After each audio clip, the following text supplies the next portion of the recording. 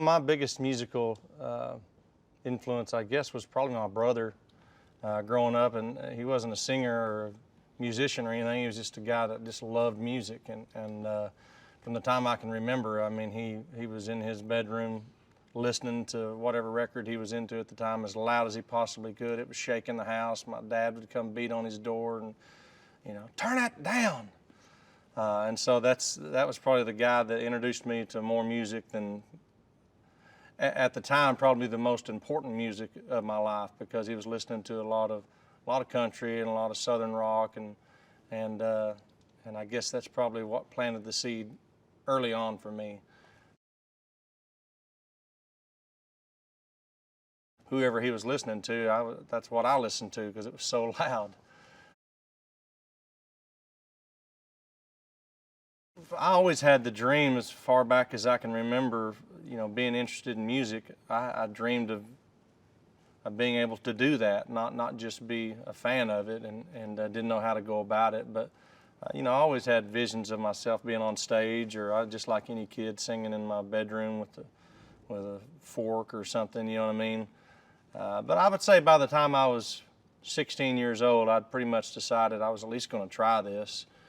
I knew that I didn't think I would make it through college. I barely made it through high school because of music, because it was such a distraction for me, honestly. It was really the one thing that I was passionate about, that I wouldn't take no for an answer when it came to music. And so I moved to Nashville when I was 17 years old, 2 weeks out of high school.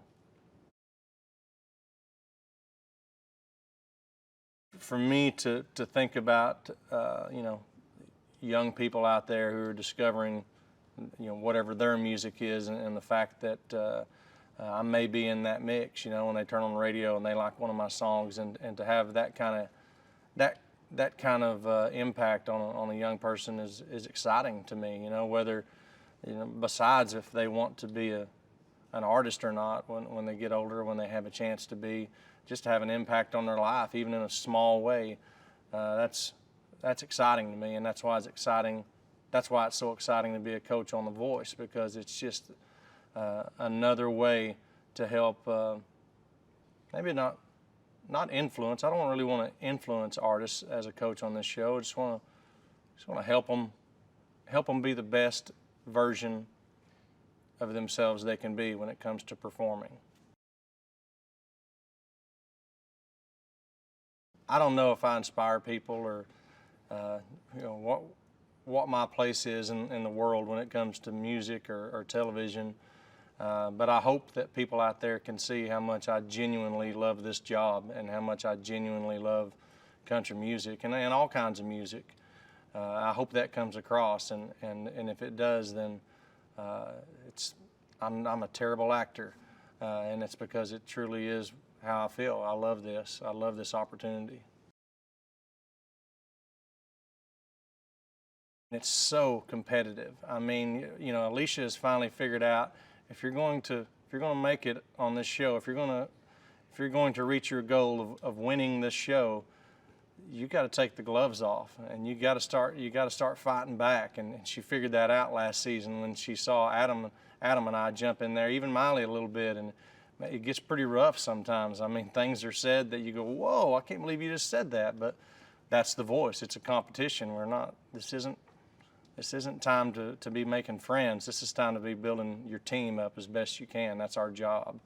And so Alicia came out swinging this year, at least at Adam and I, and Gwen did too. This is Gwen's third season as a coach on this show. She knows what it takes to win. She's seen it happen. She's been close. She had the winner on her team her first season, and I was lucky enough to steal that artist from her and go on to win the show. And so she's had a little bit of a taste of it, and I think she's also got a score to settle with me and with all the coaches, honestly.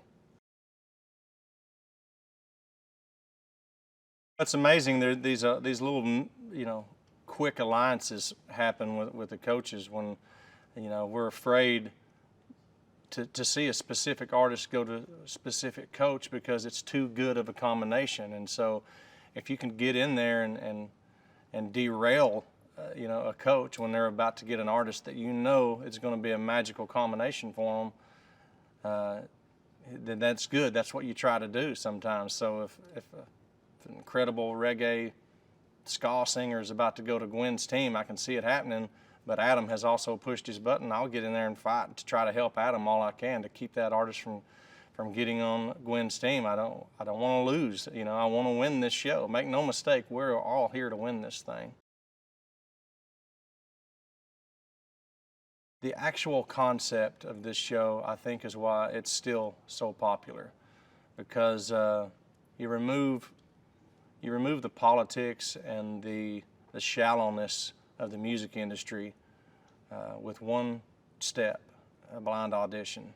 We don't see them, we don't know anything about them, and it doesn't matter. All we know is what we hear.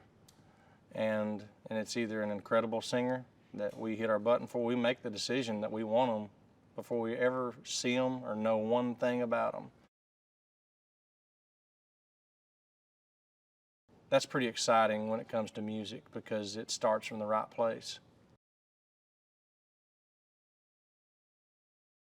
I only have one goal when it comes to this show, and that's to win with an artist. I mean, because not only will I get to brag to the other coaches that I won, but also made a promise to these people when they get on my team that I'll do everything I can to get them to that winner's circle, and that means at least one person I was able to keep my promise to. And I've been able to do it a few times in the past, and it just feels so good whenever you have that moment up on the stage and the confetti's falling down and people are cheering, when you can say to that person in their ear, man, I told you, I knew you could do this. That's pretty exciting. I think some of my favorite memories here at the show are, besides, the obvious things that people see on television, are the things that happen behind the scenes, the coach interaction in between commercial breaks, the moments when you get to work with a mentor one-on-one like Cher or Bette Midler or whoever it may have been, Michael Bublé. Some of these people that, I'm a country singer.